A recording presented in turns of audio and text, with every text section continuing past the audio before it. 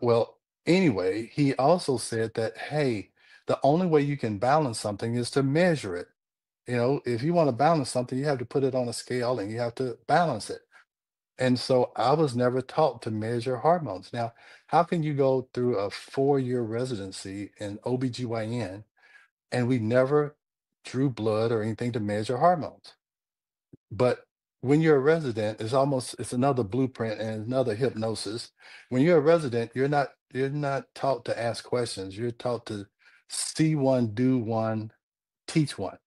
Okay, so you don't ask any questions. You see what's done, you do it, and then you teach the other person to do it, which is a crazy way to do something, to not question yourself. You always should question yourself.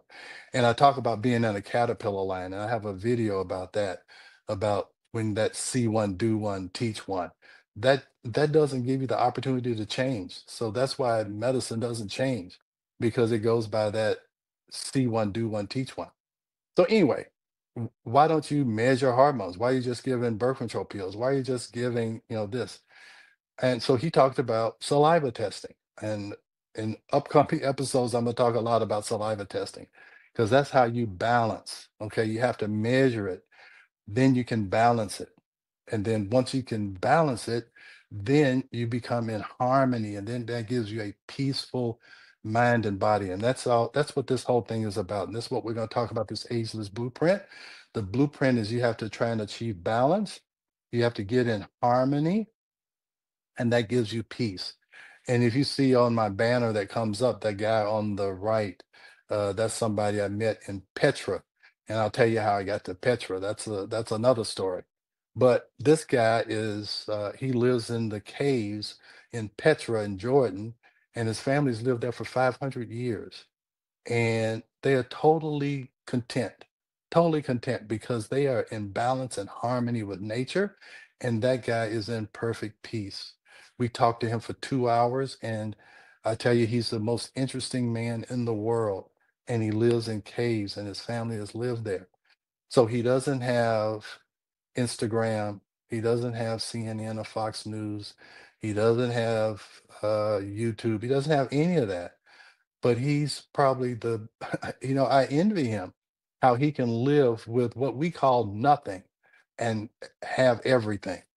And that's, the paradoxical things about life. We keep trying to get more and more and more, thinking that that's going to provide us what we need. And what we really need is peace and harmony. And every cell in your body has to be in harmony for you to have a long lasting, fulfilling life. And so that's what we're going to talk about. So anyway, so we balanced her heart, we measured her hormones and we balanced them. And all of a sudden my wife was normal again. So I did that again with some of my employees in my practice, and it worked for them too. And so I took this book called The Magic of Progesterone by John Lee. I want to give everybody who has helped me along the way credit. And I read that book and I got the references from that book. This was before Google Scholar. This was 25. We wrote the book, Are Your Hormones Making You Sick? 25 years ago. It was published in 2000 for the first time. So I got all the references, I read them all, and then I went back to the physiology book just to look at how does the body actually work. Because in medical school, you're primarily taught pharmacology. You're taught how drugs work. And you're told to forget the first 2 years of medical school where you looked at physiology and biochemistry and physics and all of these other different sciences, and then you're only taught about drugs. So I went back to the physiology book, and the physiology book clearly explained how estrogen makes things grow, progesterone makes things stop growing and develop fully. And that's why when this is out of balance, because estrogen is making things grow and you don't have enough progesterone to control that growth and make it develop normally, uncontrolled, undeveloped growth is the definition of cancer. So that's why when hormones are out of balance like that, you can get growth of fibroids, you can get growth of fibrocystic breast in women, you can get growth of breast cancers. So you always want to make sure that there is a balance. And I was taught that all women were low in estrogen. and we gave everybody estrogen. I was taught to give everybody estrogen when they were menopausal. And then the Women's Health Initiative came out and said, no, no, no, no, that's not the way to do it. And the reason why we made the mistake, because we tried to balance something without measuring it. So anyway, so saliva testing. And I'm gonna have a YouTube video. Did you know that spitting can change your life? Because spitting or saliva changed my life. It took me in a whole different direction. And what it did was it taught me that I didn't learn everything I needed to know in medical school. So if I didn't learn what I should have learned about the residency that I studied in for 4 years, then what else didn't I learn? That made me, so let me go back. So then we wrote the book called Are Your Hormones Making You Sick? And we were measuring and balancing estrogen and progesterone. And with that book, I began to speak. And I have my first lecture that I did out of the country to make me an international speaker. I have it on my school group that you see down, that's scrolling down there. And I started speaking and I became popular speaking. So I went around to these conferences and was talking about balancing estrogen and progesterone. And then while I was at those conferences, I was hearing speakers talking about stress and how important stress was.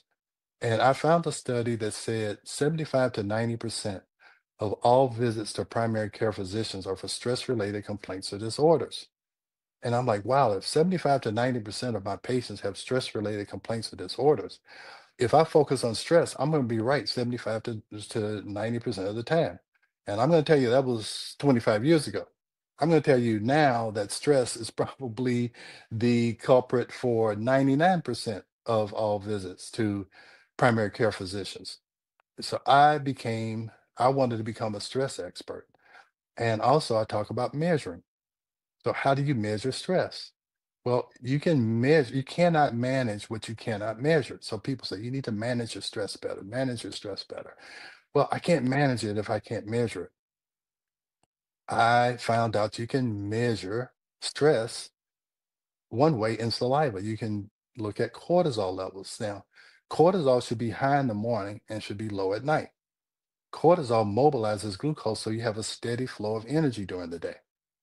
Now, what happens is that when you are overly stressed, you need more glucose so that you can have more energy. And so your body doesn't know whether you're stressed out about a test or whether you're stressed out because a tiger is chasing you. It just sees stress as stress. So it pours out adrenaline and cortisol. And so now you have all this extra glucose. What are you going to do with it? Well, what happens is that extra glucose, if you're not using it to run a fight, it can cause you to store fat. Now, let's go back to this cortisol curve that you can see in saliva, and I'm going to show you some examples in some YouTube videos and some other podcasts. So first, it goes up high so that you can get away from the tiger. You can, get away. So you have a lot of glucose rolling. You can only do that for so long because your stress response is supposed to be for an acute danger. But we're not stressed for 10 or 15 minutes. We're stressed for 10 or 15 years. And your adrenal gland can't keep that up. It can't keep that up that high. So what happens is instead of it having a high low like this, it just goes like this, midway, stays midway the whole time. What happens there is that in the morning, you don't have the energy you need because it should be up here and it's down here. At night, it should be way down here and it's up here. So you're tired all day, but you can't go to sleep at night. And if you can't sleep, you're not going to get better. I don't care what I do or anybody does. If you can't sleep, you're not going to get better. So if you don't change that pattern, you're going to get worse and worse and worse. We call that adrenal fatigue.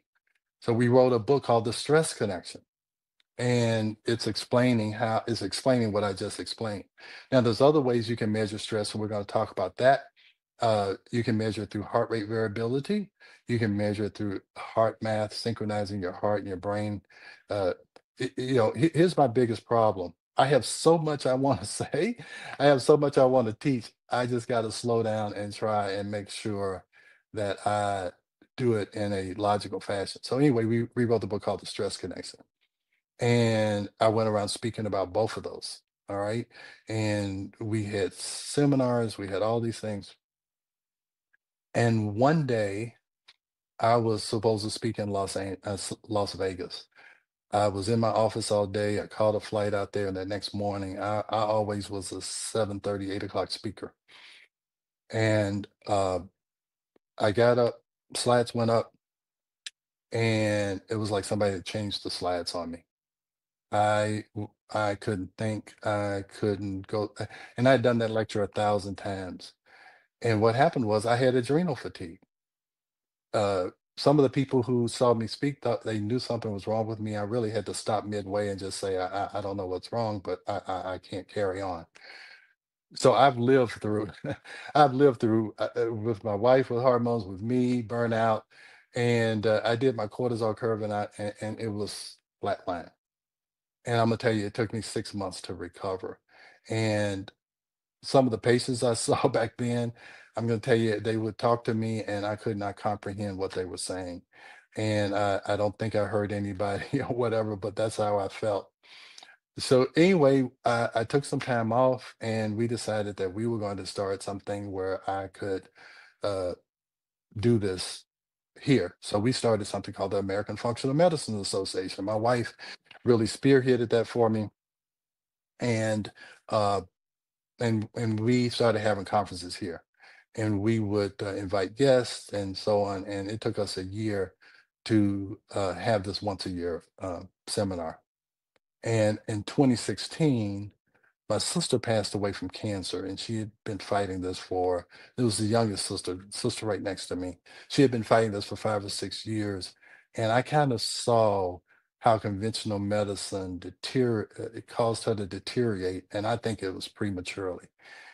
And so I really got interested in how I could give cancer patients a different outcome. And so that got me interested in that. So anyway, we're